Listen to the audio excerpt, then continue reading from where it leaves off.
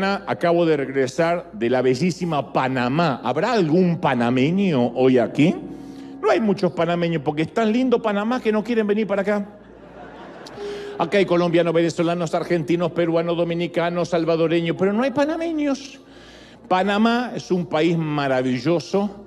Me tocó estar parte de esta gira que ya llevamos casi 50 y tantas ciudades, 2 años dando vuelta por el mundo, casi 38 países, 54 ciudades, y en Panamá estuvo presente la embajadora de Argentina en Panamá, a quien le mando un saludo muy especial.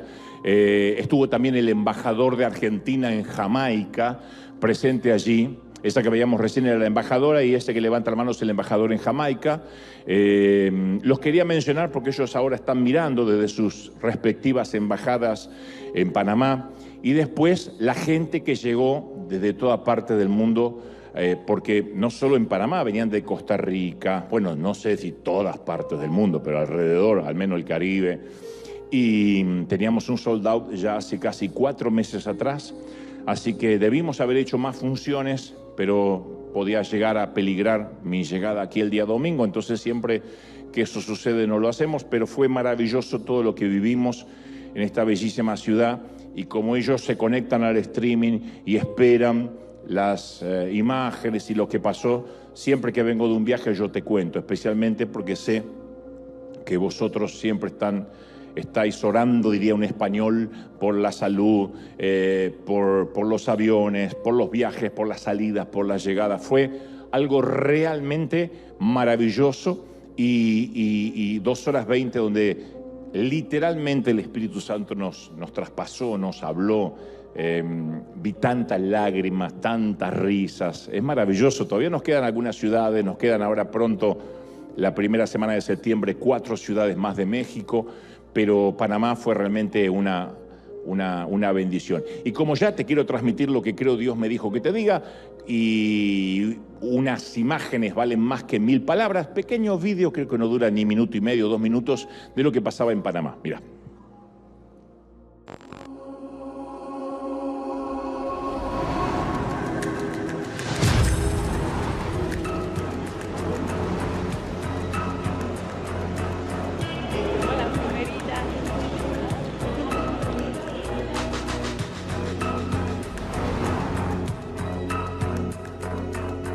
Todavía soy muy conmovido, todavía me duele la emoción, me he reído y llorado durante, para mí fueron 15 minutos, 20 minutos, nunca pensé que eran 2 horas 40, pero más allá del tiempo me llevo un momento de los más hermosos de mi vida.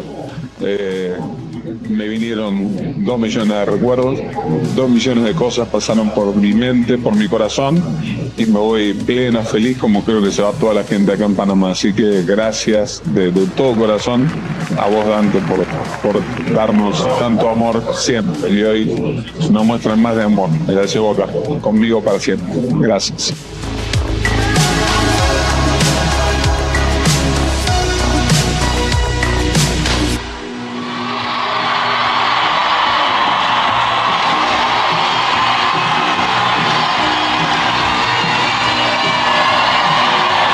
La verdad es que es una experiencia increíble, vale la pena cada segundo que estás ahí escuchando. Dios te habla, Dios te bendice, Dios te abre las puertas, así como a un universo increíble. Lo que Panamá pudo disfrutar hoy fue maravilloso. Yo estaba esperando esta conferencia. Muy motivador, algo fascinante. De que saber de que siempre Dios está con nosotros en medio de cualquier cosa que podemos estar pasando. Creo que definitivamente es una súper experiencia que tuvimos a nivel de nación panameña. La verdad que te llena de mucha esperanza. De verdad que sí, Dante es lo máximo. Y me ha gustado el mensaje que dio en toda la presentación de su show.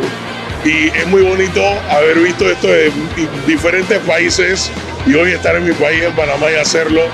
Excelente, la verdad que fue muy enriquecedora para todos nosotros. Que me gustaron también mucho los temas que se tocaron. Nos dio un repaso de todo lo que nosotros vivimos en la vida, de todo lo que tenemos que valorar. Gracias, Debel, nos diste una noche espectacular. Y agradezco muchísimo poder estar en una conferencia de presidente que tanto la esperamos que viniera a Panamá. Gracias, Dante, por venir, que Dios te bendiga siempre. Gracias, Panamá. A todos los panameños. Tenemos que hacer la conferencia en Los Ángeles, ¿sí o no? Para todos los que dicen, pero siempre pasa lo que pasó, pues no la escuchamos nunca, claro, pues no tiene que ver con los mensajes que escuchamos aquí, sí con la esencia, pero es un mensaje exclusivamente, especialmente para aquellos que jamás pisaron una congregación y está disfrazado de esa campaña política, de lo que haría si fuera presidente por un día en cada país donde me toca ir, y es algo maravilloso, muy divertido, y después obviamente termina en ese cuello de botella que es conocer al Señor, conocer a Jesucristo y que Él entre en nuestros corazones. Así que Dios permita que pronto podamos tenerlo cerquita para los que no pueden viajar a Panamá porque les queda lejos. ¿Estamos listos para lo que Dios nos va a hablar, sí o no? Muy bien. El título del mensaje de hoy contiene una sola palabra. No hizo falta agregarle nada más, ni siquiera un subtítulo, porque es una palabra que puede, supongo, definir la historia de cada quien. ¿Qué es lo que hace a la palabra casi, una palabra tan potente? Casi es la palabra más triste de cualquier diccionario, pero también tiene un enorme significado, un gran potencial. Es una palabra que busca suavizar las oportunidades perdidas, es un torpe consuelo para tratar de justificar los esfuerzos abortados y esas oportunidades que no hemos aprovechado. Es una palabra que tiene pretensiones de ser honorable, de ser noble. Y también es una manera de explicar que estuvimos a punto de lograr o de hacer algo, pero que finalmente no lo logramos o no lo hicimos. Por ejemplo, la venta que casi logré cerrar si el cliente no hubiese dudado. ¿Vendiste algo, viejo? Casi vendí. Así que no trajo ni el dinero ni lo vendió, pero casi. El ministerio que casi yo hubiese tenido si mi familia me habría apoyado. La chica con la que casi me hubiese casado, el muchacho con el que casi me hubiese casado, si yo me hubiese animado a mostrarle mis sentimientos. El campeonato que casi pudimos ganar. Si el árbitro y la FIFA no se hubiesen complotado para robarnos aquel partido que estuvo comprado desde el inicio. Me culpan por celebrar que Argentina salió campeón. Me dicen, no, tienes que celebrar porque es una estafa. Y bueno, perdón por ser argentino, perdón. Yo no digo si fue una estafa o no fue una estafa. Lo que digo es que muchas veces Argentina también casi ganó la Copa del Mundo. Casi le ganó a Alemania, pero no le ganó. Y todos en algún momento hemos usado esa palabra, acuñándola dentro de una frase de autojustificación, ¿no? Te conté de esa vez que casi me eligen como gerente. Sí, una vez, casi. Después me despidieron, pero casi. ¿Alguna vez te dije que casi jugué al fútbol en primera división? En Argentina todos casi fueron futbolistas, todos. El taxista, el albañil. Te conté que yo casi juego con Maradona. No pude porque me lesioné en el colegio, pero casi fui un profesional. O sea, una historia totalmente incomprobable como Wikipedia. No se puede comprobar, pero dicen casi. ¿Sabías que casi me estuve por ir del país para buscar un futuro mejor por mi familia? ¿Y te fuiste? No. Pero casi me cruzo un coyote. Casi.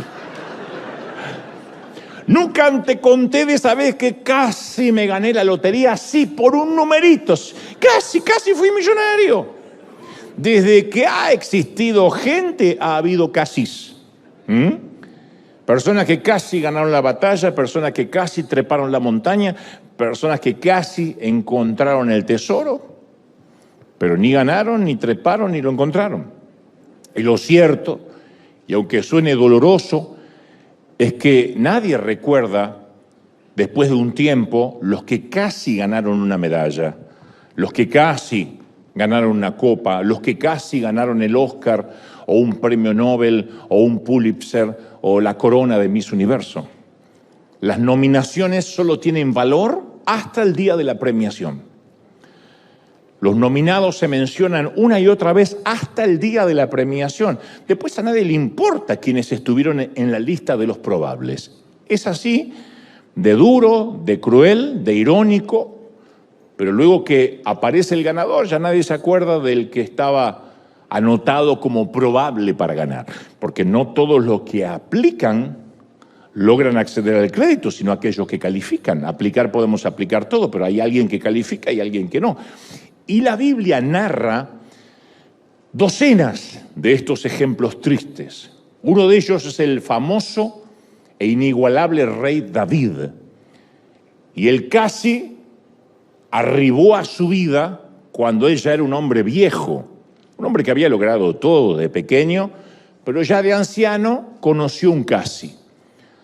Ahora está anciano, las manos con las que alguna vez balanceó la onda y derribó al gigante ahora ya no pueden dejar de temblar. Los pies que danzaron con el arca ahora se arrastran. Está completamente canoso, sus ojos apenas pueden ver y está por dar David lo que se cree es su último discurso. El momento de su partida a la eternidad está cercano y su círculo íntimo, su anillo más cercano, está a su alrededor. Hay cortesanos, asesores, secretarios, tesoreros, cuidadores, médicos, enfermeros. Y entonces dice aquellas palabras que se detallan en el primer libro de Crónicas, capítulo 28, versículo 2, dice: yo tenía el propósito, dice David, de edificar una casa en la cual reposara el arca del pacto de Jehová, y para que sirva de estrado de los pies de nuestro Dios. Y yo ya había preparado todo para edificar. Extraña manera de comenzar una despedida esta de David, ¿no?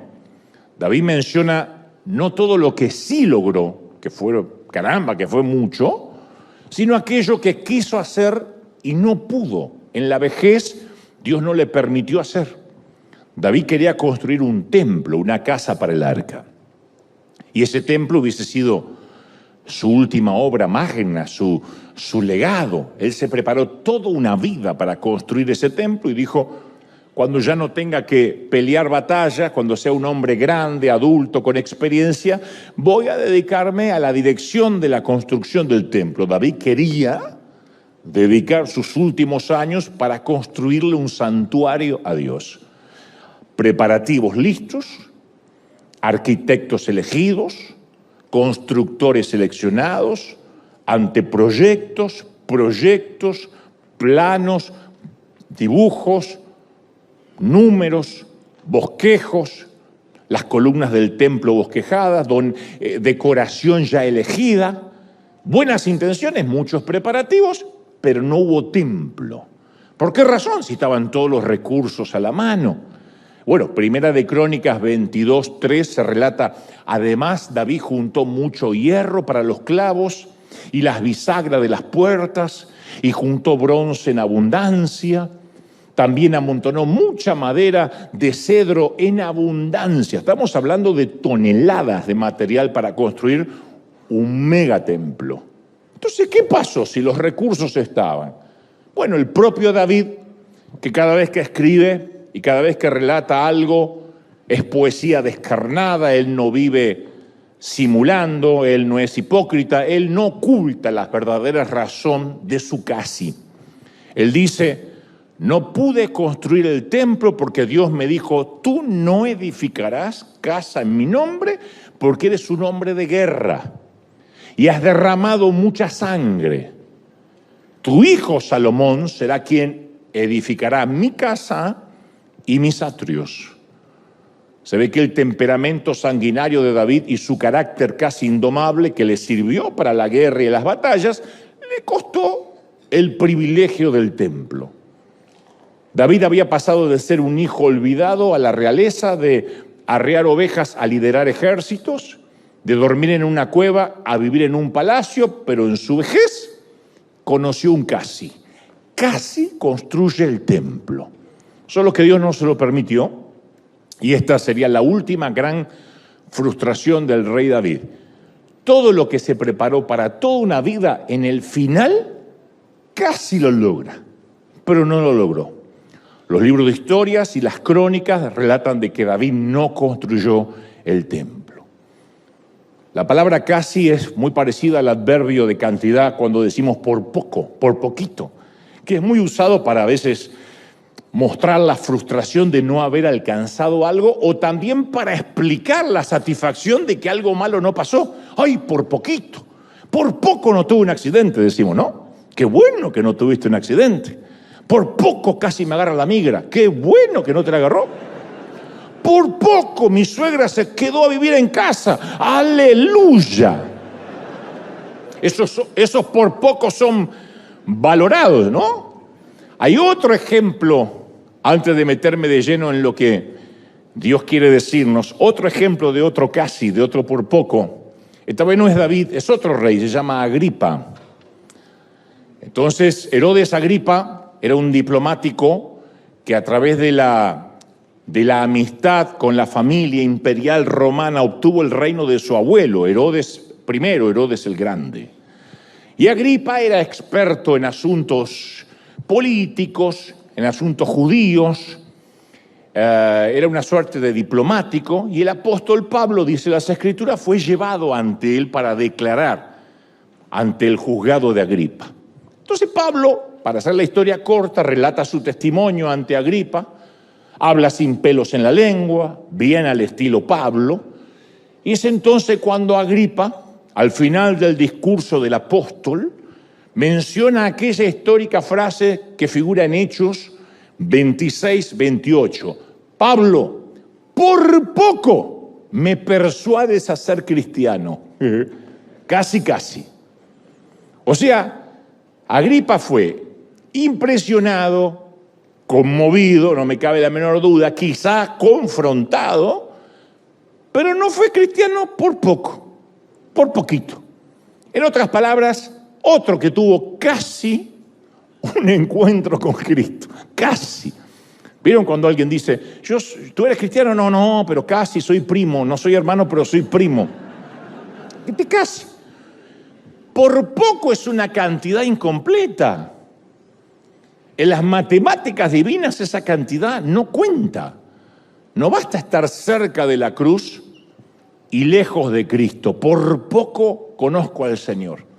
De hecho, yo creo que el infierno está colmado de gente que por poco o casi fue salvada. Hay un montón de gente que dice, ¿en serio vengo a quemarme? Y sí, porque por poquito se va para arriba, pero por poquito se va para abajo. Por poco. Otro de los famosos casis de la Biblia, el más emblemático, es Poncio Pilato. Pilato es un patricio bajito, con ropas muy costosas, como todo petizo, agrandado, pechito de paloma, disculpen los que son de baja estatura, como todos los petizos de la Biblia, no los contemporáneos. Como todo prefecto, usa el cabello cortito, me lo imagino afeitado, prolijo, así se lucían los magistrados romanos, y especialmente los prefectos. Lo preceden dos soldados que bajan por la escalera de piedra dentro de un inmenso patio hecho con mosaicos de roca. El magistrado, el pequeño magistrado, se sienta en su silla y le traen al acusado del día.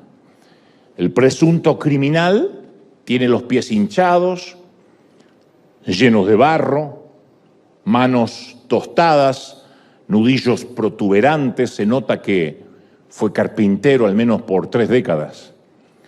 Más que un obrero, piensa Pilato, más que un sedicioso, más que un disidente, este es un obrero, parece alguien común.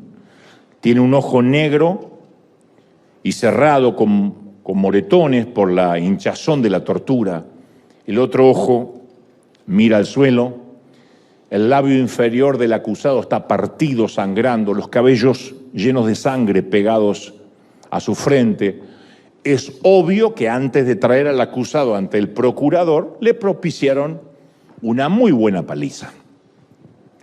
La experiencia le ha enseñado a Pilato a mantenerse alejado de las trifulcas judías, especialmente de las religiosas. Él no se mete con eso. Pero tiene que admitir que siente curiosidad por qué este Jesús ha agitado tanto al pueblo. Si fuera por la naturaleza de los cargos que se le imputan, Pilato soltaría al hombre de inmediato, porque no hay ninguna prueba contra él, excepto el odio de quienes lo trajeron. Pero el pueblo tiene sed de sangre y están exigiendo un veredicto. Entonces el pequeño hombrecito que representa el poder del Imperio Romano dice: «Hey, ¿eres tú el rey de los judíos?». Jesús no levanta la cabeza, pero a lo mejor alza los ojos, uno de ellos, el otro no lo puede abrir. Pilato piensa: ¿cuántos ojos desorbitados lo han mirado así, pidiendo misericordia, rogando la absolución? Pero este carpintero no ruega, este carpintero no se defiende, solo responde sin levantar la voz en un tono casi monocorde, dice: «Tú lo dices». Vuelvo a preguntarte: ¿eres el rey de los judíos? Y él vuelve a decir: «Tú lo dices». Y antes que Pilato pueda reaccionar, el grupo de líderes judíos que lo trajo hasta ahí empiezan a gritar contra el acusado: «Este hombre se proclama a sí mismo el rey, debe morir». Y mientras tanto, el humilde Galileo sigue mirando al suelo. Pilato mira a los líderes judíos apiñados en el rincón opuesto al tribunal. Para los religiosos, los latigazos no son suficientes. Pilato quiere dejar ir a Jesús. De alguna forma está diciendo: «Dame una sola razón, Galileo, y te dejo ir. Una razón y te dejo libre. Estos locos te odian y no sé por qué, pero no encuentro nada para condenarte. Así que dame una sola razón y te dejo ir». Así que trata de negociar con el pueblo, trata de entregarles a Barrabás, un delincuente, pero ellos prefieren matar a Jesús. Cree que si manda a Jesús al poste de los azotes, si le dan 39 latigazos, los que lo acusan se quedarán conformes. No, ellos quieren que Jesús vaya al Gólgota. Pilato declara que no encuentra ningún crimen en este hombre, pero ellos lo acusan de violar la ley, de oponerse al César. Así que Pilato casi lleva a cabo lo que hubiese sido el más grande acto de misericordia de toda la historia mundial. Casi. Él casi puso en libertad al Hijo de Dios. Claro, teológicamente alguien puede decir: «pero eso hubiese impedido el plan divino». Ok, pero vamos a centrarnos en Pilato. Él casi pudo haberlo liberado. Él tenía el poder.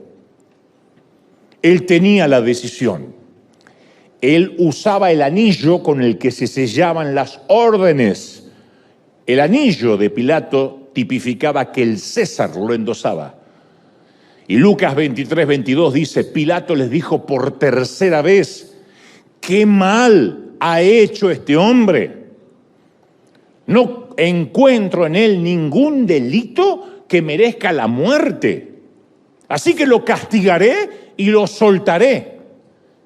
Y en esta historia uno puede empezar a visualizar las razones por las que a veces se dan los tristes casi, como el caso de David, el caso de Agripa y este caso, el de Pilato. Dice la palabra que los religiosos daban grandes voces, gritaban, pidiendo que Jesús fuese crucificado. Y las voces de ellos, dice la palabra, prevalecieron, taparon todos los razonamientos, prevalecieron por encima de las demás. Hubo varias voces que Pilato pudo haber oído, Él pudo haber oído la voz de Jesús. Lo tuvo enfrente 3 veces a ese nazareno. Jesús no se defendió, apenas respondió lo que se le preguntaba, pero su silencio fue mucho más alto que las demandas de la multitud. Pilato no lo escuchó. Cualquier juez o magistrado que ha estado en estas situaciones antes dicen que pueden leer al acusado. Inmediatamente, por muy simulador que sea o muy hipócrita, pueden identificar si es culpable o no. Pilato identifica de que es inocente. Él pudo haber, Pilato, escuchado la voz de su esposa. En un momento él siente un golpecito en el hombro. Nadie le puede tocar el hombro, excepto la esposa, porque después se le arma en casa si no hace caso. Y le dice la esposa, le manda un papelito, le manda una esquela. Mi querido Pila, no tengas nada que ver con este justo, porque he tenido muchos sueños con este hombre. Y ahora que lo veo personalmente, es el hombre con el que he soñado, es un justo. No te metas, que los judíos arreglen sus problemas entre ellos. Cualquiera se hubiese detenido y se hubiese preguntado acerca del origen de ese sueño y por qué su esposa, que es romana, lo llama justo. Los romanos no llaman justos a ningún judío. Yo hubiese pedido un cuarto intermedio, unos momentos, y le hubiese dicho, gorda, ¿de qué hablas? Mira, Pila, tuve pesadilla. No sé, no lo escuchó. Pilato no la oyó. Pudo haber escuchado su propia voz. Él dice, no hay nada equivocado en este hombre, no hay una razón que justifique el tener que crucificarlo. Es la pena máxima. Es lo que le hacemos a los delincuentes, a los criminales, para que sea una exposición, una lección al resto del mundo, no un hombre que dijo un par de cosas que a ustedes no le agradaron. Él pudo haber escuchado muchas voces, Pilatos digo, pero no lo hizo. Tantas voces, la voz de la religión, la voz de la conveniencia, la voz de la política, la voz de la conciencia. Así que Pilato se hace esa pregunta también muy famosa en las Escrituras. ¿Qué haré con Jesús, llamado el Cristo? La pregunta sigue resonando a través de los siglos. Hay mucha gente que se pregunta, ¿qué voy a hacer con Cristo? ¿Qué voy a hacer con este Jesús? ¿Dejo que entre en mi vida o sigo de largo? ¿Qué voy a hacer con Cristo? Él dijo, ¿qué haré con este hombre? Lo expresó verbalmente, no sabía qué decisión tomar. Él casi lo liberó, pero no lo hizo. Pilato supuso que podía evitar tomar una decisión. Puedo evitarlo. Puedo mantenerme neutral, dijo, puedo ser gris. Y al no escoger, escogió. Al no elegir, eligió. Ese es el gran síndrome de los que dicen, yo miro de lejos, no quiero estar tan cerca ni muy lejos, y cree que de esa manera está siendo neutro. No, cuando uno no escoge, está escogiendo. La neutralidad no existe en las cosas de Dios. Y Pilato, en vez de pedir la gracia de Dios, pidió una palangana. El acto de lavarse las manos no era parte del proceso legal. No se estilaba. Hasta ese momento nadie jamás lo había hecho en un magistrado. Pero esta era la forma de Pilato de comunicarle a la muchedumbre su desapego del caso. Cuando él se lavó las manos, la sentencia estaba implícita. Era una suerte de, hagan con él lo que mejor les plazca, yo no tengo nada que ver. Yo no lo estoy condenando. Pero lavarse las manos significa, y tampoco lo estoy impidiendo. Y este acto quedó en la cultura hasta el día de hoy como símbolo de quien por conveniencia personal cede ante la presión de la mayoría y se desentiende de un veredicto injusto. Nos duele cuando un político se lava las manos. Lo peor que nos pueden decir es, fulanito se lavó las manos. ¿Qué hizo el juez? Se lavó las manos ante el violador. ¿Qué hizo el presidente? Se lavó las manos cuando alguien identificó corrupción en su Senado. ¿Qué hizo el pastor? Se lavó las manos cuando alguien confesó públicamente que estaba haciendo las cosas con doble moral. El lavarse las manos implica un acto de purificación superficial, pero que no logra eludirlo de la responsabilidad final. Y en vez de invitar a Jesús a quedarse, lo envió lejos de él. En vez de escuchar la voz de Cristo, escuchó la voz del pueblo, y Pilato aprendió que no hay infierno más oscuro que el infierno del remordimiento. Lavar sus manos 1000 veces nunca lo va a librar de la oportunidad que dejó pasar. Nunca logrará perdonarse a sí mismo por algo que podía haber hecho, pero que no hizo. La historia no termina con él lavándose las manos. El lavarse las manos hizo que pasara la historia como el magistrado que casi dejó libre a Jesús. Y luego hay leyendas que pululan por ahí. Dicen que la mujer de Pilato se entregó a Cristo, rindió su corazón al Señor. Y la leyenda también dice que Pilato vivió el resto de su vida cerca de un lago y se lavaba las manos frenéticamente varias veces al día tratando de evitar la culpa, pero nunca se la pudo quitar. Lo cierto es que tiene que ver con el comentario popular, con el folclore. No sabemos si fue así. Pero lo que sí sabemos es que el remordimiento nunca se le fue a Pilato. Eso pasa con los casis. David, Agripa, Pilato son apenas 3 de los casos más emblemáticos de la historia. Pero cada uno de nosotros hoy también hemos vivido o estamos por vivir un casi. Todos tenemos nuestro por poco. Yo he estado en varios lechos de muerte, acompañando a los que están en la estación final, obviamente, y he escuchado muchísimos lamentos de cosas que casi hicieron, pero que no hicieron. Yo siempre digo, hay muy poca gente arrepintiéndose de lo que hizo, porque eso se arregla con una brevísima oración: Señor, perdona mis pecados, límpiame. Pero el remordimiento por lo que no hicieron, por lo que no se arriesgaron, por lo que no dijeron, por las declaraciones de amor que ocultaron, por el tiempo que no pasaron con su familia, con sus cónyuges, con sus hijos, ese remordimiento es atroz, porque ven que la vida finalmente se les va. Ese síndrome es algo que compartimos todos los seres humanos. Yo a veces veo por la tele esos tipos que tienen unos abdominales perfectos, son fuertes, atléticos, saludables. Tienen acá como 3, 4 marcas, uno podría rallar queso acá. Es impresionante. Y yo cuando los veo siempre digo lo mismo: me tengo que empezar a ejercitar todos los días, aunque sea durante 1 hora, no me cuesta nada. Aparte dicen que a mi edad uno debería ingerir ciertas bebidas que contienen varios minerales esenciales que estoy necesitando. Si alguien tiene mi edad, empiecen con los minerales, Yo digo, sí, es verdad, tengo que tomar mi cuota de calcio, de cloro, magnesio, probiótico, sodio, cobalto, flúor, fósforo, potasio, azufre y 35 elementos orgánicos más. Todo eso. De joven yo no tomaba nada, Coca-Cola. Ahora todo eso. Y yo tengo muy buenas intenciones y disposición, solo que casi luego hago ejercicio diario. Si casi me tomé los minerales. Y yo sé que no estoy solo en esto, así que no se rían con ironía.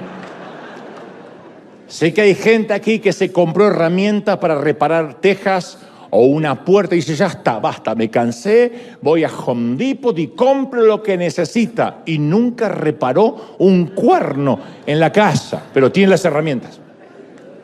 ¿Reparaste la teja? No, pero casi, ya tengo las herramientas. Otros se compraron una cinta de correr y ahora cuelgan toallas y chaquetas. Pero casi empezaron una vida sana. Ahora, yo sé que ciertas cosas son opcionales y depende de cada quien, como la de lograr músculos abdominales bien definidos o reparar una puerta. Pero hay otras cosas que sí son esenciales, como la carrera de la fe.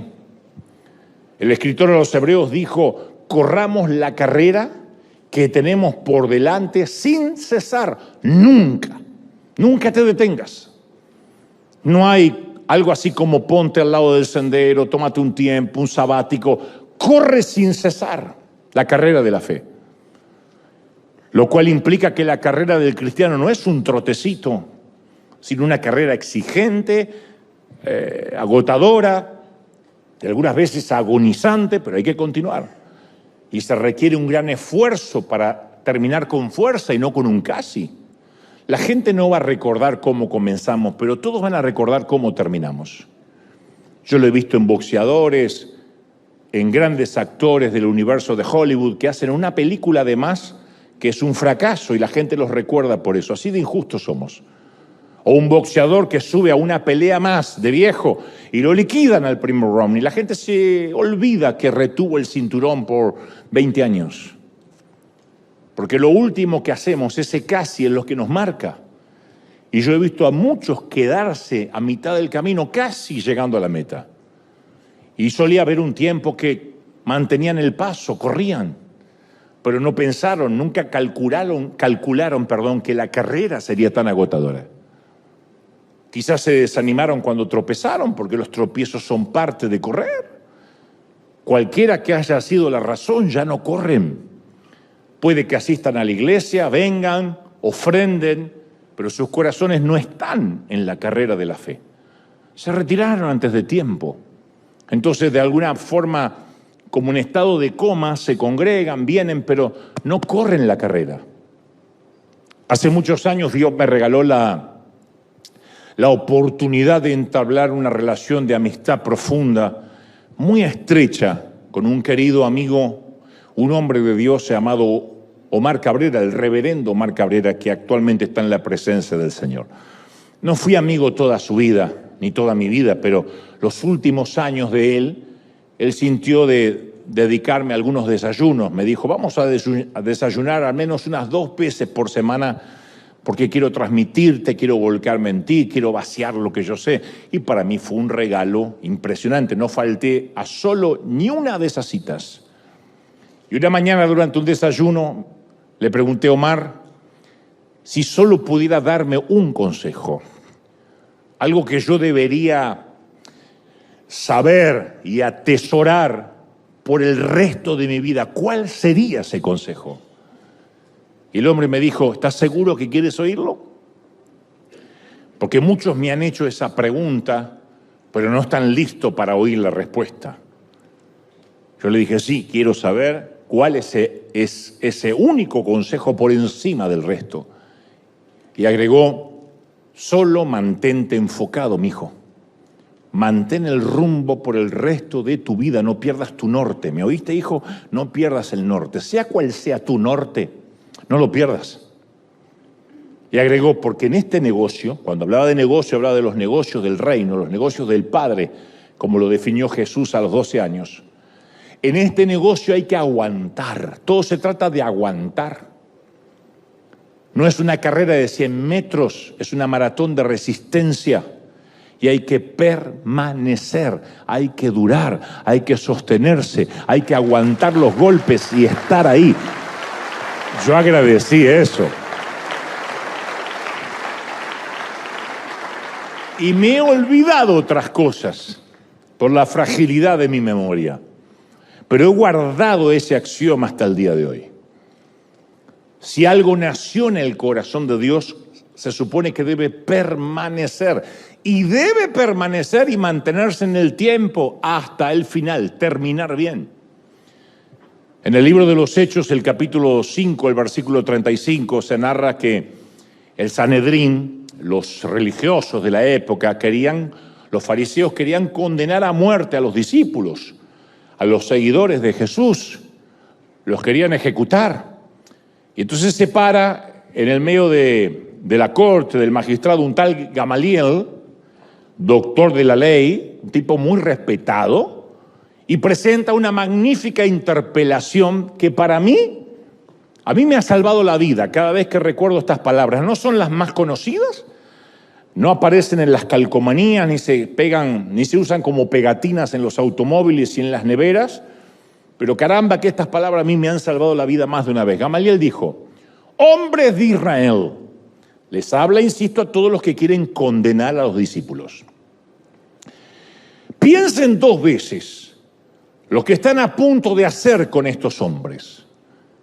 Y luego da una explicación, dice, hace algún tiempo, ustedes saben que surgió un tal Teudas, que se jactaba de ser el Mesías. ¿Se acuerdan de Teudas? Oh, dijeron todos, sí. Se le unieron como 400 hombres. Él decía, Teudas, que era el Cristo. Pero lo mataron. Y que yo sepa, no resucitó. Ahí está el cuerpo. Y todos los seguidores se dispersaron y ahí se acabó todo. Después surgió un tal Judas el Galileo, ¿se acuerdan? Oh, sí, en los días del censo. Y logró también que un grupete lo siguiera. Porque como decía mi mamá, esto no lo dijo Gamaliel, sino mi mamá, para cada roto hay un descosido. Bueno, y a este Judas, dice Gamaliel, también lo mataron. Y todos sus secuaces se dispersaron. Ajá. Bueno, en este caso, les aconsejo, varones de Israel, que dejen a estos hombres en paz. Caerán por su propio peso si tienen que caerse, suéltenlos. Si lo que se proponen y hacen es de origen humano, va a fracasar. Van a quedar en un casi. Pero si es de Dios, no lo van a poder detener y no sea que se encuentren luchando contra Dios. Cuando dijo eso, les corrió un frío a todos por la espalda que empezó acá y terminó donde culmina el nombre digno de la espalda. Y soltaron a los hombres. El razonamiento es sencillo. Lo que es humano termina en un casi. David intentando construir el templo, Agripa diciendo, por poco me persuades a ser cristiano. Pilato diciendo, me lavo las manos, casi puedo liberarlo, pero no lo voy a hacer. Gamaliel les habló de aquellos que decían haber sido Mesías y casi fueron Mesías, pero no lo hicieron, no lo fueron. No resucitaron, no liberaron a nadie. Lo que no nace en el corazón de Dios se suele disolver como arena mojada entre los dedos. ¿A cuántos? Y esto lo sé que lo saben los pastores que me están mirando. ¿A cuántos hemos visto tratar de dividir iglesias? Porque esto le pasa a todos los pastores del planeta. De repente alguien mira de abajo y dijo, qué fácil es hacer esto.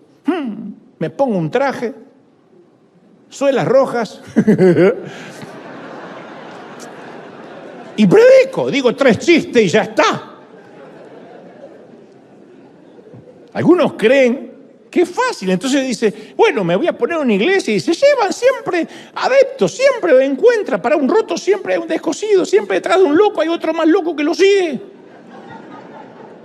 Y dicen, Dios me mandó a poner un ministerio nuevo, pero este va a ser más poderoso, o más fogoso, o que no sé, o más sanador, o no va a haber suegras aquí. No sé lo que prometan. Y luego quedan frustrados, estancados, olvidados. Yo recuerdo a alguien que me dijo, Dante, yo voy a ser el único que se vaya de River y voy a tener un gran éxito. Y no valió de nada que yo le explicara que cuando alguien busca el éxito es esquivo. Nunca la búsqueda del éxito puede ser el motor y menos el combustible de un llamado genuino. No nos metemos en el negocio de las almas para tener éxito. Una buena fama para con los hombres, así como el éxito bien entendido o los recursos, el dinero, nunca se buscan. Llegan solas, como la cosecha de una buena siembra de años. Cuesta 30 años hacer un éxito de la noche a la mañana. Y eso llega. Dice la Biblia, te alcanzarán las bendiciones. ¿Alguien lo cree, sí o no? No dice, buscará las bendiciones. Las bendiciones te alcanzarán. Hombres como este muchacho que me dijo eso, ignoran el principio de Gamaliel. Si realmente es de Dios, prevalece. Si no queda en otro casi. No hay cosas instantáneas en el reino de Dios, es una resistencia. Cuando las multitudes seguían a Jesús con propósitos egoístas, Él les recordaba el costo. Y en Lucas 14:28, usa hasta una metáfora de construcción para que entiendan. Les dice Jesús, supongamos que alguno de ustedes quiere construir una torre. Si tienen algo de sentido común, ¿acaso no se sientan primero a calcular el costo para ver si tiene suficiente dinero para terminarla? Porque si construye un piso no es una torre. Si echa los cimientos y no puede terminarla, todos los que lo vean, dijo Jesús, van a comenzar a burlarse y dirán, este hombre no pudo terminar lo que empezó a construir. ¿Cuánta gente hemos conocido que son torres a medio construir? Que quisieron, pero no calcularon el costo. Y dijeron, yo voy por la fe. ¿Y el costo? Ir por fe no es improvisar. Te puedo contar decenas de casos de cuando yo era chiquito, o jovencito, o niño, que en la iglesia donde nos congregábamos alguien dejaba el trabajo en la fábrica metalúrgica o abandonaba el empleo porque decía, voy a vivir a partir de ahora por fe, Dios me dijo. Y se moría de hambre, los hijos, la familia. Terminaba divorciándose, un caos, porque hacían de la ignorancia una virtud, de la improvisación un don. Entonces nunca solo las buenas intenciones son suficientes para terminar aquello que empezamos. Las intenciones Dios nunca bendice intenciones. Sino cuando lleguemos al cielo, el Señor en lugar de decirnos bien hecho, siervo fiel, nos diría, bien intencionado, siervo fiel. ¡Oh! ¡Qué intenciones que tenía! Sí, nunca hemos visto un dedo, pero qué intenciones buenas.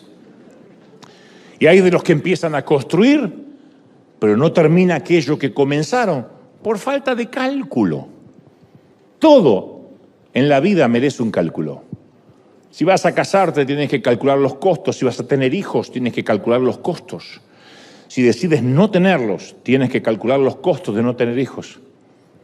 Si vas a comprar una casa, si vas a emprender un crédito, si vas a irte de un país, quedarte en el país, todo tiene un costo que hay que calcular. Si vas a las urnas a votar democráticamente por un presidente, tiene un costo. ¿Cuánta gente hemos conocido que se enamora de un restaurante y dice, ay, cómo me encantaría ser dueño de uno? Pero jamás se dieron una vuelta por lo que significa una cocina. El restaurante no es lo que se ve de afuera con los cuadros y las velas, el caos que está pasando dentro de la cocina. Eso es con lo que vas a tener que lidiar. Y yo con el paso de los años he aprendido que lo importante no es correr rápido, sino mantenerse en la carrera. Después me dijo un arriero que no hay que llegar primero, sino hay que saber llegar. Lo cantamos, pero no lo ponemos por obra. Hay que saber llegar. Servir al Señor no es una carrera de 100 metros, es una maratón de resistencia, resistir. Yo me alegro mucho cuando me encuentro con consiervos que siguen en carrera con el paso de los años. La vida nos separó, nos llevó por caminos diferentes, pero a veces me encuentro con gente que me dice, yo estoy sirviendo al Señor en tal provincia, en tal país, soy misionero, nos conocimos antes cuando éramos jovencitos. La vida nos llevó, insisto, por senderos diferentes, pero cuando nos volvemos a encontrar y aún estamos enlistados, significa que no abandonamos, que no nos rendimos, que no bajamos los brazos. Y en el interín todos tuvimos problemas y tenemos problemas. Porque los que permanecen no son los impolutos, los perfectos y esos que se muestran sin pecado desde los estrados. Todos tenemos problemas. El que dice que no es un timador. Pero todos luchamos con debilidades, con problemas. Todos somos decepcionantes. El tema es mantenerse a pesar de las decepciones. Sostenerse. Es maravilloso ver la durabilidad, la longevidad en el ministerio. Aquí tenemos mucha gente que sirve con mujeres que en lo personal yo las conozco, los conozco desde hace 16 años. Cuando llegamos a la Catedral de Cristal y los veía y no han cambiado su sonrisa y su entrega. Había recién aquí una muchacha, otro muchacho que yo los conozco de años. Después hay gente que se sumó, gloria a Dios por ellos.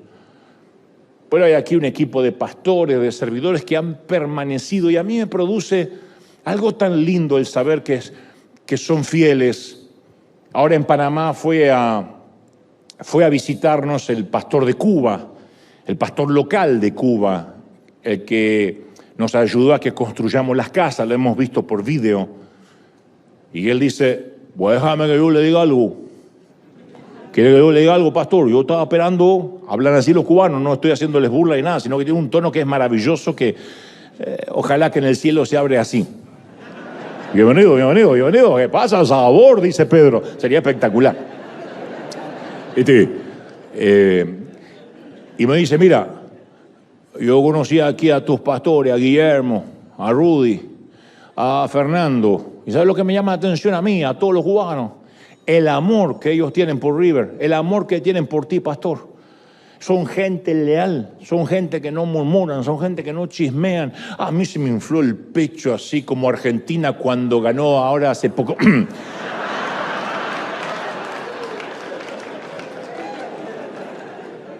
Longevidad. Qué lindo, como cuando a un papá le hablan bien de un hijo. Tu hijo vino a casa y levantó los platos y dijo, ¿en qué la puedo ayudar? Y tú sabes que el condenado en casa no mueve un dedo, pero no importa. Te alegra de que en casa ajena al menos te honre, te represente bien. La inconstancia, la falta de estabilidad y permanencia en algo siempre arruina cualquier plan y nos lleva a la estación de un casi. Hay mucha gente con facilidad y ligereza excesiva, ya sea para cambiar de opinión, de pensamientos, de amigo, de iglesia, de pastor. Y yo soy de los que sostienen de que uno tiene que mutar. Yo no soy el mismo de, ¿qué digo hace 10 años? Del año pasado. No obstante, hay convicciones que no se tocan. Hay esencias que no cambian. Pero hay gente que sufren de TDA a nivel espiritual y emocional, trastorno de déficit de atención.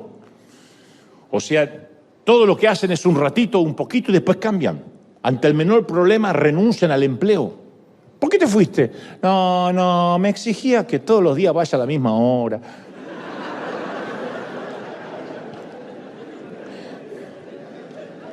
Hay quienes cambian de congregación en congregación y hasta te contabilizan las congregaciones en las que estuvieron. Y te dicen con orgullo, esta es la número 42. ¡Oh! Nunca puede echar raíces en ningún sitio, porque cuando las cosas se ponen feas o no comparte algo, se mandan a mudar. Otros son inconstantes intelectuales. Nunca terminan de leer un solo libro completo en toda su vida. Tiene más de 20 libros en la mesa de luz, todos a medio terminar. Y divagan como si tuvieran dislexia, pero lo que tienen es inconstancia. Por lo general, el que es inconstante intelectual lo es también en términos espirituales, por lo general. Hay corazones que están distraídos, que están desenfocados. Así hasta para cuando consumen streaming. Miren una serie y la dejan por la mitad, miren una película y la dejan por la mitad. Porque se aburren. Vidas sin estrategias, vidas sin prioridad definida, erráticas. Tienen hipo espiritual crónico. Y van donde el hipo los lleve. Vivimos en una época de gente frágil, de gente inconstante, lo podemos ver. Yo una vez te conté que leía que los sociólogos dicen que los nacidos entre 1990 y 2000, no digas amén por las dudas, se los considera en su mayoría, siempre hay excepciones a la regla, la generación de cristal, porque son los hijos de la generación X, que atravesó muchas carencias y salieron adelante a los golpes para tener como prioridad el darle a sus hijos una mejor calidad de vida, para que no pasaran lo mismo que ellos tuvieron que atravesar. Hasta ahí está todo bien. Sin embargo, eso trae consigo un problema. son los hijos más inconstantes y más frágiles que jamás tuvo la humanidad, porque no tuvieron nunca frustraciones, porque nunca se encontraron a problemas reales. Nacieron en la edad digital. Yo nací analógico y me hice digital de grande, pero estos ya son digitales. Y en ellos todo es efímero, como las redes sociales, son la generación del casi. Casi estudio, casi trabajo, casi lo logro, falta de empatía, poco interés en la lectura, cero cultura. La cultura es lo que leen en un celular. Tienen baja estima, poca tolerancia a la frustración. Son una categoría social de ánimo inestable, que sobresale su fragilidad emocional. Entonces hay un montón de gente que está preparada para el éxito, para el triunfo, y si algo sale mal o tropiezan con un imponderable, se desata en ellos una intolerancia desproporcionada. Y esto pasa en el ámbito cristiano. Los mártires eran torturados. No estoy hablando de los mártires bíblicos, los contemporáneos. Tras la cortina de hierro de la Unión Soviética, tras la China Roja, que tenían que orar en catacumbas y podían, cuando te agarraban, te mataban, no era que te ponían un ticket. Y sin embargo ahora cualquier cosa es suficiente para me voy de la iglesia, no me dieron amor. Y los sociólogos afirman que vamos rumbo a un planeta de cristal. Una humanidad que quiere ganarse todo, pero que reclama por todo también. Hay gente que no se le puede hablar ni siquiera en un tono más alto porque inmediatamente se sienten agredidos y te quieren hacer una denuncia de abuso emocional. Por favor, me estás abusando. Me estás abusando. ¿De verdad? Y el Señor es un Dios de longevidad, de permanencia, de resistencia. La estadística dice que el 70% de los líderes, incluyendo muchos pastores, abandona el ministerio antes de los 4 años de haberlo iniciado. Y que el 20% no llega ni a los 7 años de ministerio. La mayoría renuncian antes de ver impacto en su ministerio. Y los porcentajes de esta estadística son alarmantes.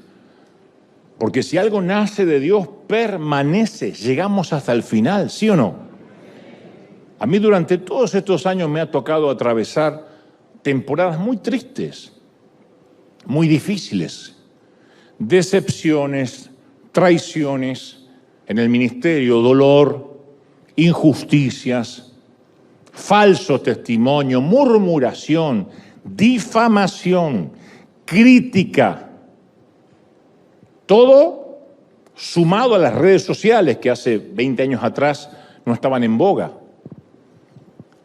Un famoso autor que ya no existe, llamado Humberto Eco, dijo: antiguamente los borrachos que eran silenciados en los bares cuando decían alguna imbecilidad y eran acallados, decían: me tiene unas copas de más, llévenselo a casa. Hoy opinan en las redes sociales a la altura de un premio Nobel. Entonces, cuando uno está expuesto, uno recibe difamaciones, murmuraciones, insultos, improperios, adjetivos. Yo puedo hilvanar días y días grises de sentirme frustrado, dolido, diciendo cómo me voy a defender, qué digo. Pero siempre he logrado encontrar aliento en aquellas palabras semi-escondidas aquí en el libro de los Hechos y dichas por Gamaliel. Si esto es de Dios, va a permanecer, va a durar. Alguien tiene que celebrar por eso, esto va a durar, ¿sí o no? Ahora, esos días grises no me impidieron seguir caminando. Algún día yo sé que voy a ver la vida y estaré tranquilo de haber invertido mis años en servir al Señor. Y lo bueno de todo esto, que nada ni nadie me habrá detenido. Con errores, con aciertos, la historia va a juzgarme. La historia va a juzgarte. El tiempo es nuestro aliado. Tarde o temprano van a decir, sí, aprendí, no aprendí, me bendijo, no me bendijo. Pero el tema es llegar. Ahora, ¿qué habría sucedido si en esos días grises me hubiese rendido, si hubiese permitido que el dolor obstruyera mi perspectiva a largo plazo. No sirvo. Las veces que colegas, pastores míos de Argentina dijeron, eres una moda, un payaso. Este tipo tiene cualquier cosa, menos palabra, menos unción, nunca nadie lo va a escuchar. Si yo hubiese oído esas voces, como Pilato, yo sería casi un predicador. Yo sería casi un hombre de Dios. Alguien que lo intentó, que quedó por la mitad, pero después la crítica fue muy grande y no pude. Tuve muchos retos económicos que no pude afrontar. Y si yo hubiese llegado a la conclusión que no servía, y si hubiese oído esas voces que pulularon a mi alrededor, yo hubiese permitido que un mal momento, que un tropiezo me robara lo que después recibí por décadas. Hoy sería parte de las enormes filas de los casi. Y Dios nos dice a diario, irrevocables son mis dones y mi llamado. No es que cuando te equivocas Dios te quita el don. Cuando fracasas Dios te quita el llamado. No se lo quitó a Moisés, no se lo quitó a Jonás. Lo metió en el vientre de un pez, pero el llamado lo tuvo. Vas a ir o por barco o por pez, pero vas. Moisés tuvo que atravesar un montón de situaciones. Ni te hablo de José. Dios no revoca el llamado. Y esto va para alguien que me está oyendo o viendo. Dios no perdió el interés en ti. Nunca, nunca, nunca, nunca. Dios va a usarte. ¿Alguien lo cree, sí o no? Dios no baja los brazos. Dios no se rinde. Dios no se da por vencido. Hay un llamado, una zarza que ardió, los dones, y eso permanece. Hagas lo que hagas. Te apartas o no te apartes, Dios se empecinó. Dice la palabra, nadie arrebata de mi mano los que son míos. Nadie. Y yo soy partidario de esos que creen que nadie los arrebata de la mano de Dios. ¿Estamos conmigo, sí o no? No sabes cómo te ama el Señor.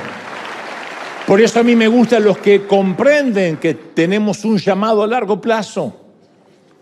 Y me duele cuando veo a gente talentosa que presenta una renuncia prematura o que la propia institución le hace presentar la renuncia. No. Si cometiste este error, deja el ministerio hasta tanto puedas servir a Dios con manos santas. ¿Quién puede exigirle santidad al otro cuando él no puede ofrecerla? Y esto no es una apología al liberalismo. Lo que estoy diciendo es que cuánta gente quedó lastimada al costado del camino porque se divorció, porque, no sé, cometió un error, porque levantó la voz, porque se peleó, porque tuvo un momento de ira, lo que sea. Inmediatamente cree que no solo pierde el llamado, pierde los dones, sino que también la salvación. Y la salvación está allí al alcance de una oración de arrepentimiento.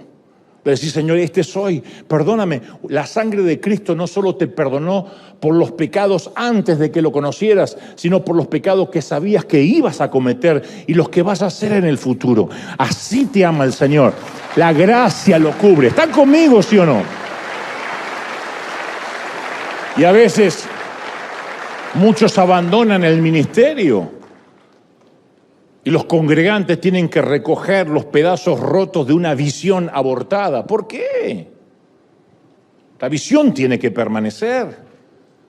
No depende del movimiento enterrador de un hombre.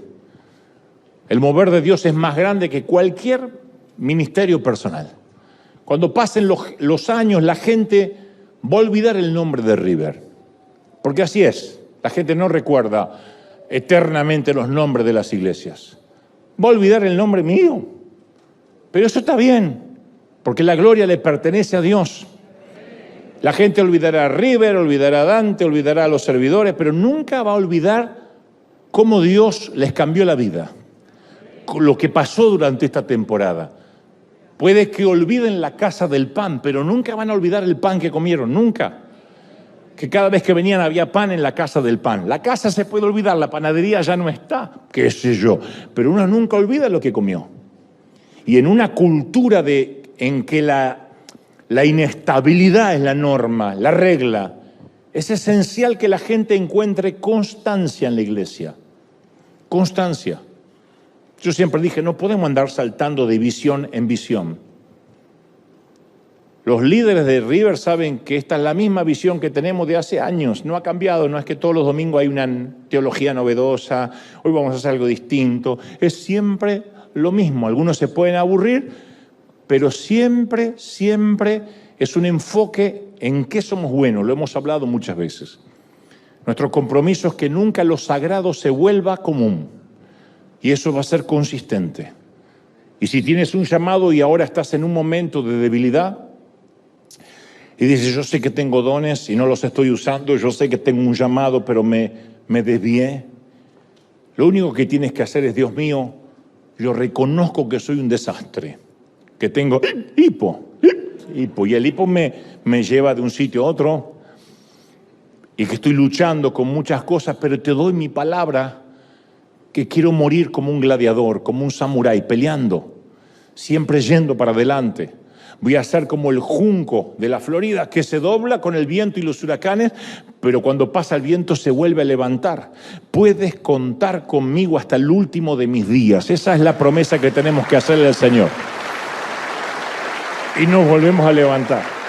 ¿Sí o no?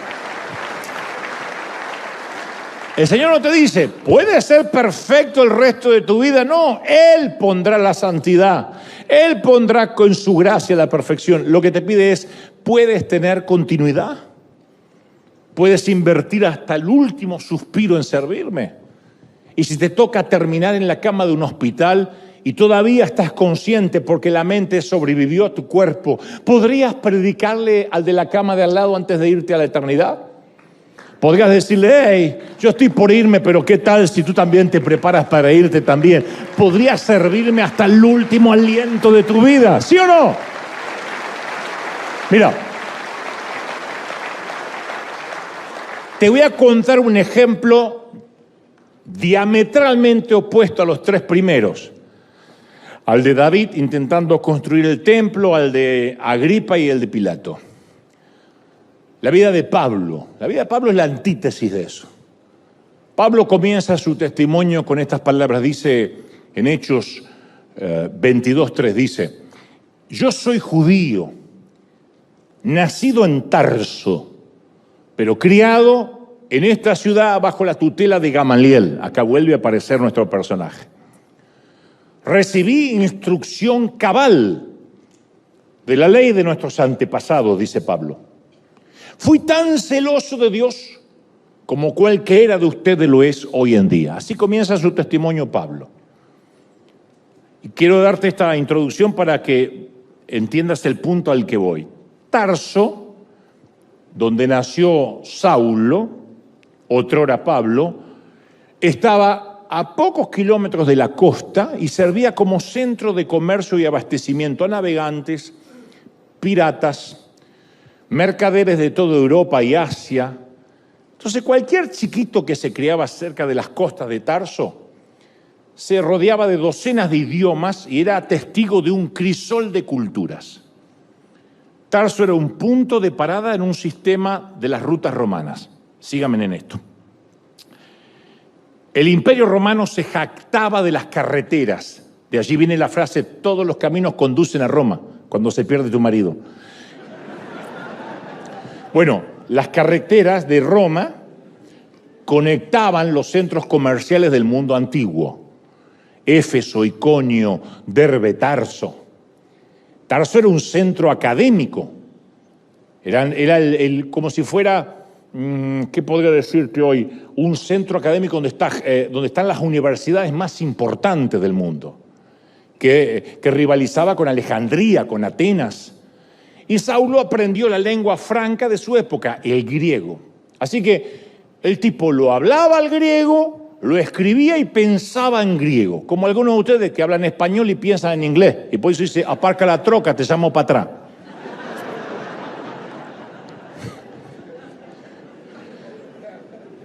Saulo no solo hablaba el idioma internacional del mundo, el griego, sino que llevaba un pasaporte de doble ciudadanía.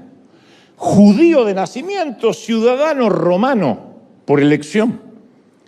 Dentro del imperio tenía todos los privilegios de los romanos. Podía llegar a cualquier puerto y exigir una audiencia judicial, cosa que no podían hacer los judíos. Los judíos eran cautivos de alguna forma. Había un gobierno de facto, un gobierno dictatorial de los romanos. Saulo podía inclusive apelar al César. Se lo trataba como un hombre libre. ¿Cómo adquirió ese derecho Pablo? Bueno, posiblemente dice la palabra que su padre era fabricante de tiendas, carpas. Se usaban mucho para las campañas militares y el mismo Saulo aprendió ese oficio, de eso él vivía. Saulo vivía de su oficio, que a mí tanto me critican, vivía de su oficio.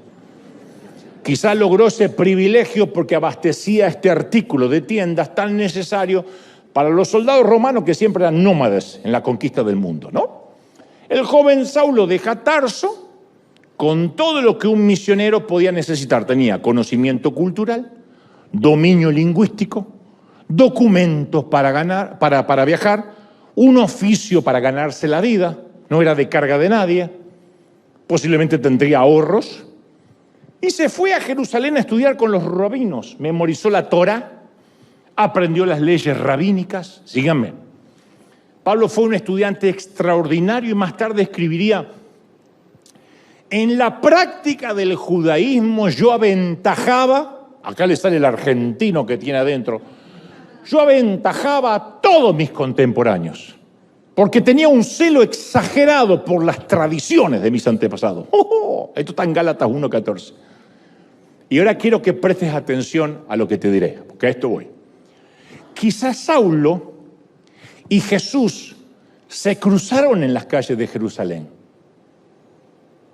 Saulo era miembro del concilio de sacerdotes cuando perseguía a la iglesia y la edad mínima para pertenecer al consejo eran los 30 años.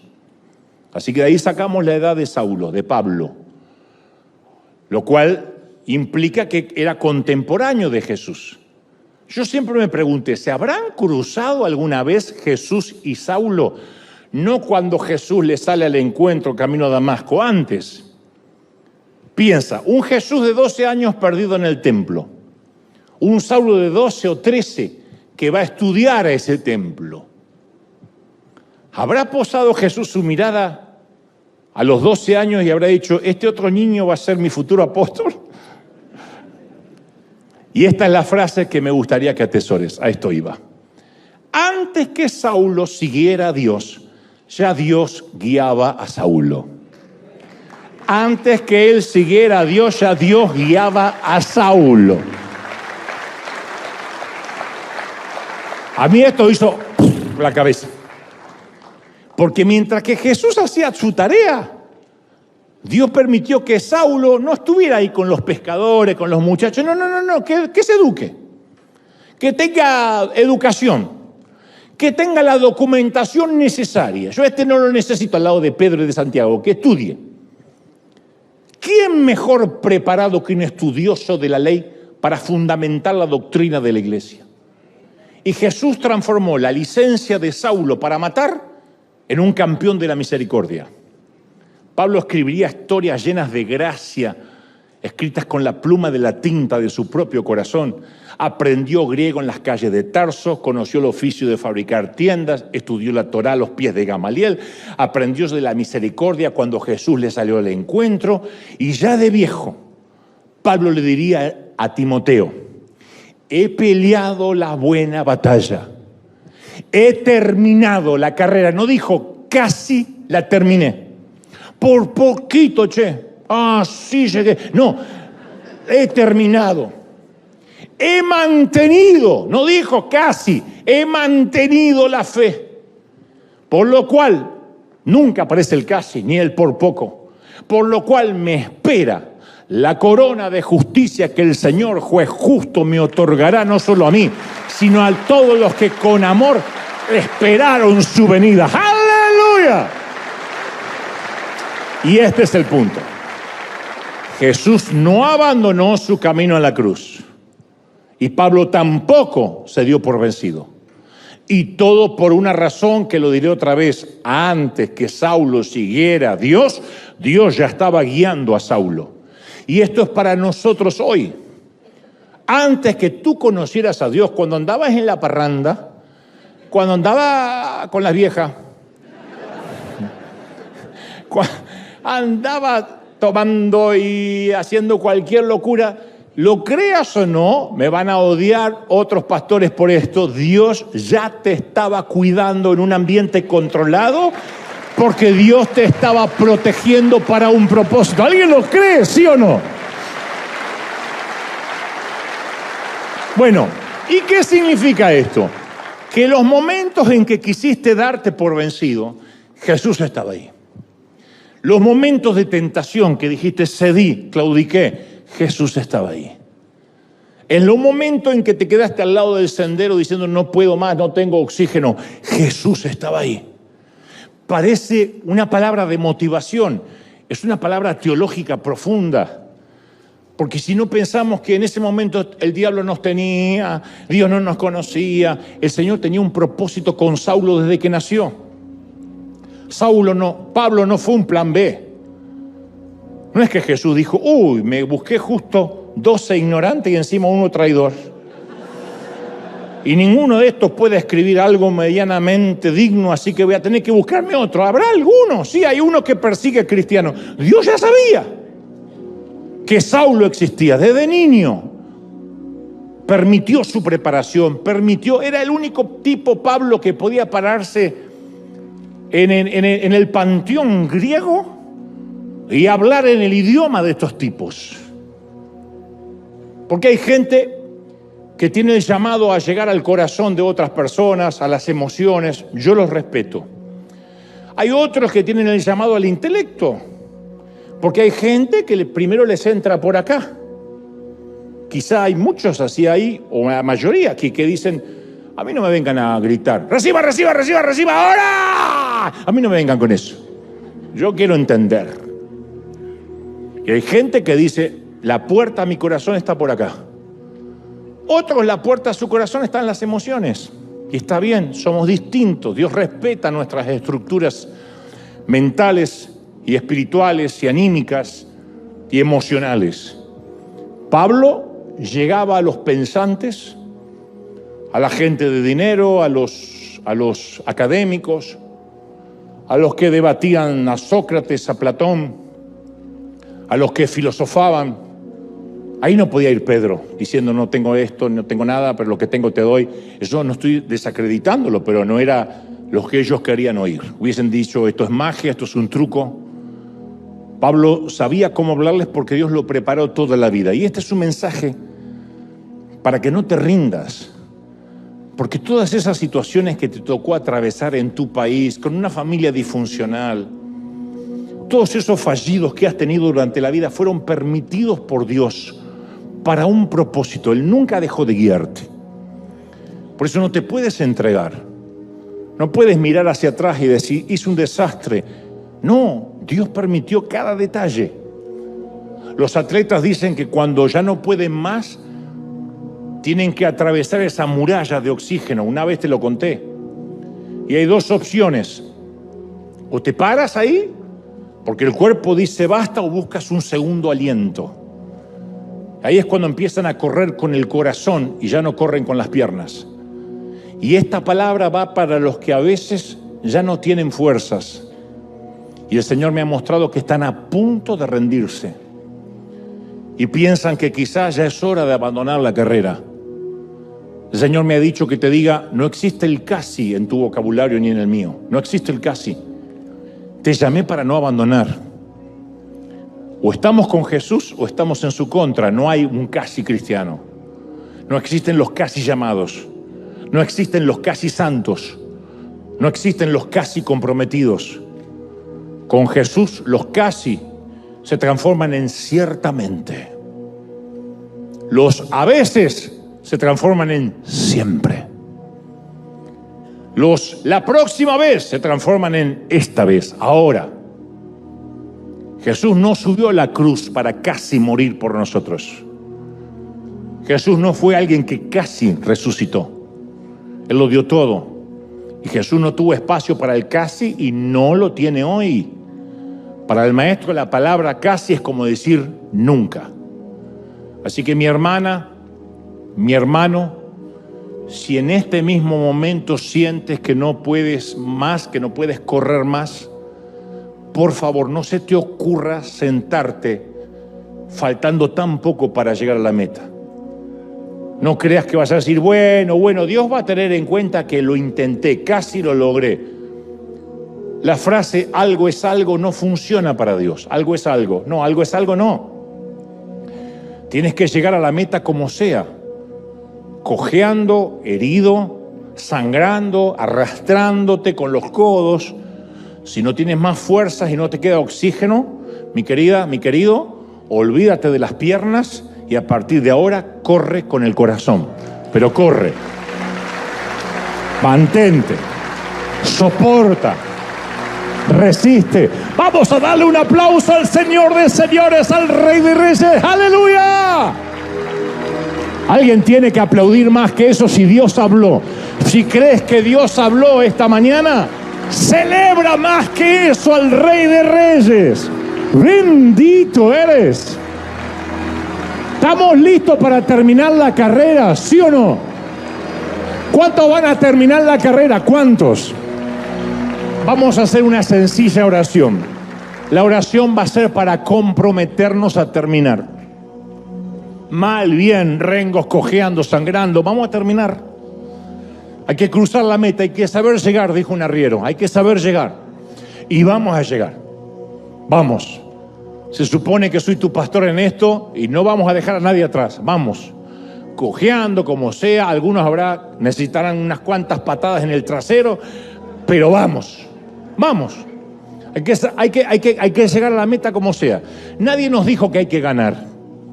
Nos dijeron que hay que llegar.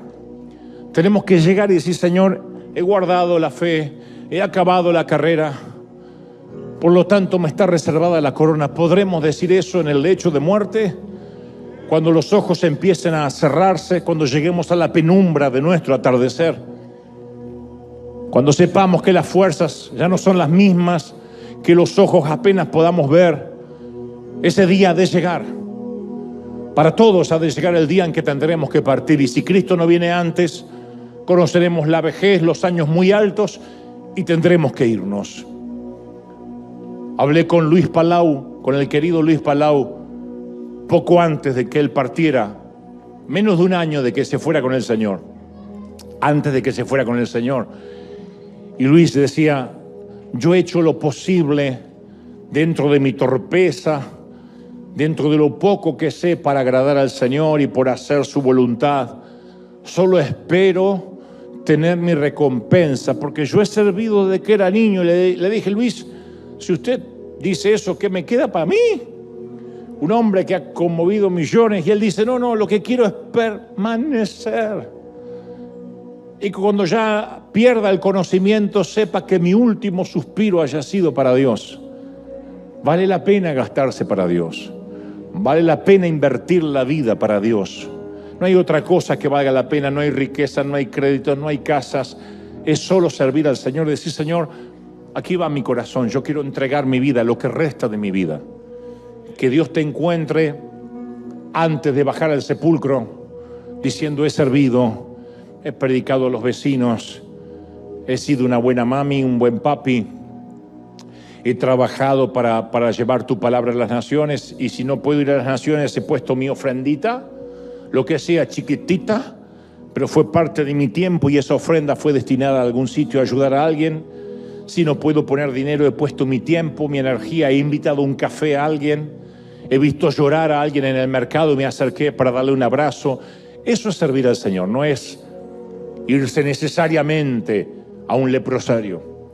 Pero sea lo que sea que Dios te haya pedido, si nunca más nos volvemos a ver aquí y la vida nos lleva por distintos senderos, me gustaría encontrarte, reencontrarme contigo en el cielo. Y que me digas, yo fui parte de River, yo estuve en aquella temporada. O yo visité River desde otro país. Yo estuve en aquel domingo, ¿sabes? Si la vida nos lleva por diferentes caminos, llamados, senderos, lo importante es volvernos a encontrar, soldado, al final del camino. Volvernos a encontrar del otro lado del sol. Y cuando hagamos esa fila para recibir las recompensas, digamos, valió la pena, valió el esfuerzo, valió el trabajo, valió la transpiración, el sudor, el aguantar malos caracteres, el soportar temperamento de los que llegaban a la congregación a maltratar. Valió la pena, querido voluntario. Ujier, servidores, coro, los que atienden los negocios, los que están en todos los sitios. Valió la pena, los que sirven café, los que venden los libros. Valió la pena. El welcome team, los muchachos que a veces le tiran los autos encima. Valió la pena.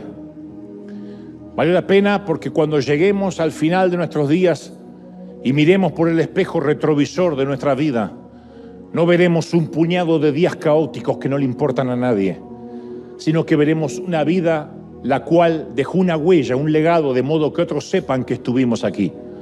Dejar un legado de manera que sepan que alguna vez pasamos por aquí. Nos van a olvidar pronto cuando nos muramos. Así es. La gente se olvida hasta de los astros del fútbol, de los próceres.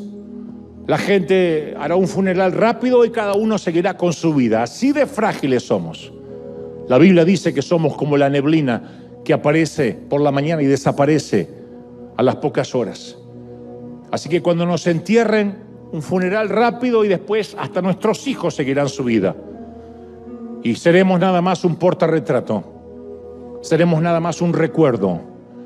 Así que todo lo que podamos dejar aquí será una huella que se borrará tarde o temprano. Pero hay una huella en la eternidad que se está escribiendo ahora. Es como un engrama celestial. ¿Qué es lo que has hecho? Bien hecho, siervo fiel. Por cuanto en lo poco me has sido fiel, sobre mucho te pondré. Alguien tiene que celebrar a Dios por eso. ¡Aleluya! ¿Lo crees? Levanta tus manos al cielo. Vamos conmigo. Padre, he transmitido, he dicho a este tu ejército, tu pueblo, lo que creo me has dicho que diga. No he agregado, no he quitado a lo que sé que es tu revelación.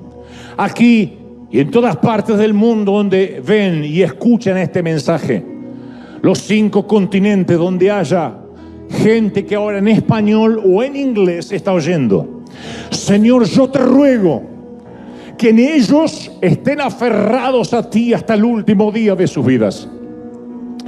Y aun cuando caigan en la gracia, y aun cuando tropiecen con las rodillas raspadas, con los codos lastimados, sigan corriendo.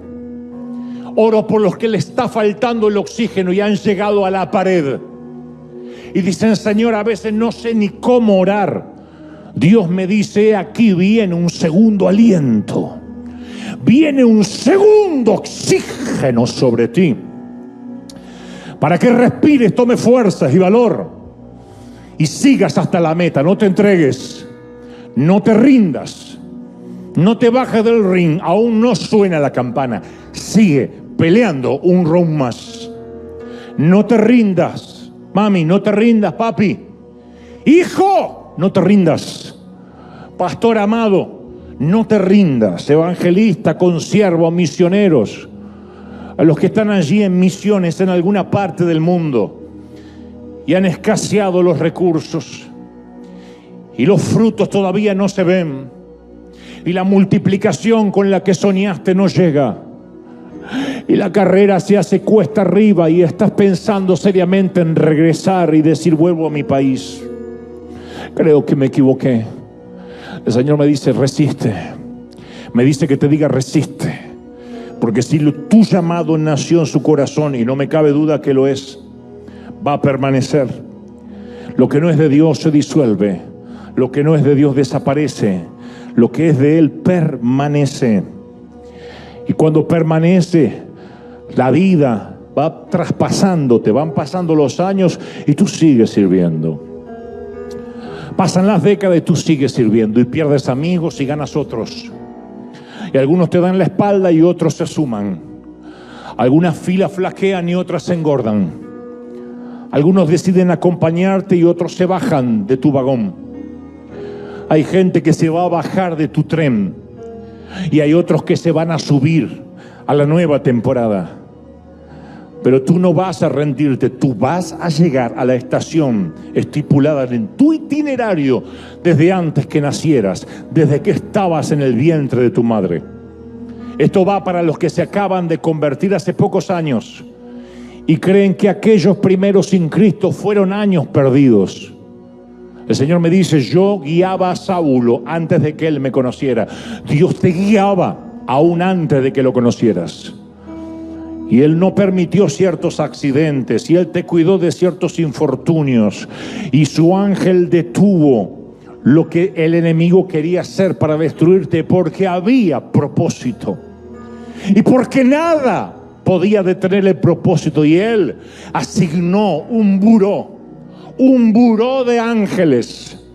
Él asignó un buffet de ángeles para darte un ambiente controlado, para que no hicieras algo de más que pudiera perjudicar el propósito. El Señor me dice, yo te he guiado antes de que tú me conocieras. Que eso te sirva para que nunca haya un casi en tu futuro, para que no te entregues, para que no te rindas, para que no bajes los brazos, para que pelees hasta el último round. Pelea, pelea, pelea, sigue, continúa. Yo sé, mi hija, lo que te cuesta. Yo sé, hijo, lo que te cuesta, dice el Señor. He aquí, no tenemos un sumo sacerdote que no entiende por lo que pasamos, sino que Él fue tentado en todo y sabe lo que pasamos. Por lo tanto, se compadece de tu vida, te entiende y conoce tus tentaciones y tus debilidades. Pero Él te dice, no te rindas. La renuncia no es una opción. El bajar los brazos es una cualidad, es un lujo que tú no puedes darte. Pelea como samurái, como gladiador. Muere en batalla, pero sea la batalla, ve a la batalla, ve a la línea de llegada. Corre, corre, corre, corre. Arrástrate, sigue, continúa, no te entregues. Padre, gracias por esta mañana, tarde o noche. Gracias por las fuerzas que les estás dando a cada quien, por el segundo oxígeno que llega a los corazones de la gente. Me vacío en ellos. Dales una doble porción de tu espíritu, una unción mayor. Yo lo creo, lo declaro esta mañana, y nos vamos libres, prósperos, benditos en el cuerpo, en el alma y en el espíritu. Amén y amén. Gloria a Jesús. Se nos fue la hora. Bendecido. Dios te guarde, Dios te bendiga y haga resplandecer su rostro sobre ti. Chao. Hasta el domingo que viene. Nos vemos.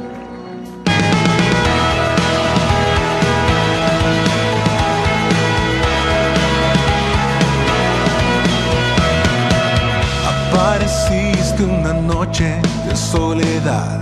Abandonado y perdido te reconocí. Tu voz diciéndome no temas, yo estoy aquí. El Padre me envió por ti. Y me curaste las heridas, me sanaste, mi Jesús. Todas mis cargas las dejaste allí en la cruz. Algo tan grande no lo puedo comprender. Oigo tu dulce voz diciéndome una y otra vez, oh, oh, oh, oh, eres bienvenido, eres amado una y otra vez, oh, oh, oh.